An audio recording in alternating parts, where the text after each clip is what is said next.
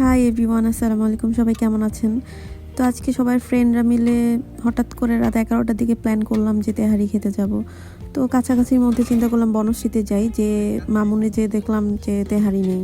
যেহেতু আমাদের তেহারি ক্রেভিং হচ্ছিল, বাট তেহারি কোথাও ছিল না, অনেক রাত হয়ে গিয়েছিল। পরে চিন্তা করলাম আচ্ছা ঠিক আছে, যেহেতু আসলামই তেহারি খেতে, তাহলে আল্লাহদানে একটু ট্রাই করে দেখি কেমন। তো আল্লাহদানে এর আগেও খেয়েছি, বাট এই বনশ্রীর ব্রাঞ্চে কখনো খাওয়া হয়নি, কিন্তু একদম লাস্টের দিকে ছিল সব খাবারই। তারপর ভাবলাম যে আচ্ছা ঠিক আছে খাই তাও। তো এই তো সবাই ওয়েট করতেছিলাম, তেহারি খাবো আমরা। আসলে 5 জন হচ্ছে তেহারি খাবো, আর একজন হচ্ছে প্লাউ খাবে। সে প্লাউ পছন্দ করে, সে তেহারি লাইক করে না। কিন্তু আমাদের সবার তেহারি পছন্দ, সে আবার প্লাউ ফ্রেক। হ্যাঁ, তো প্লাউ হচ্ছে গিয়ে খাবে আমাদের একজন গুরুজন, আর আমরা সবাই খাবো হচ্ছে তেহারি। তো আমরা অনেক ওয়েট করতেছিলাম, অনেক রাত হয়ে গেছিল।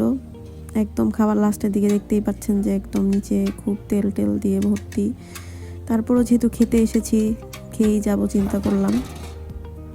তো এই তো এখানে খাবার টাবার সার্ভ করতেছিল, এখানে ওই গুরুজনের প্লাউ সার্ভ করতেছিল। এই যে তেহারিও একদম লাস্টের দিকে ছিল, নিচে অনেক তেল টেল ছিল। এই যে গুরুজনের প্লাউ, মোরগ প্লাউ, সে মোরগ প্লাউ খাচ্ছে। তার মোরগ প্লাউয়ের অ্যামাউন্টটা অনেক বেশি, আমাদের তেহারিগুলা অনেক অল্প অ্যামাউন্টের ছিল, মোটামুটি ছিল আর কি। লাস্টের দিকে অত একটা ভালো টেস্ট ছিল না, মানে যেহেতু খেতে আসছি তাই খেতে হবে, ওই কারণেই আসলে খাওয়া।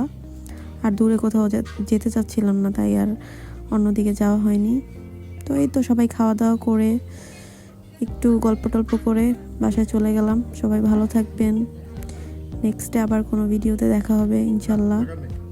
আল্লাহ হাফেজ।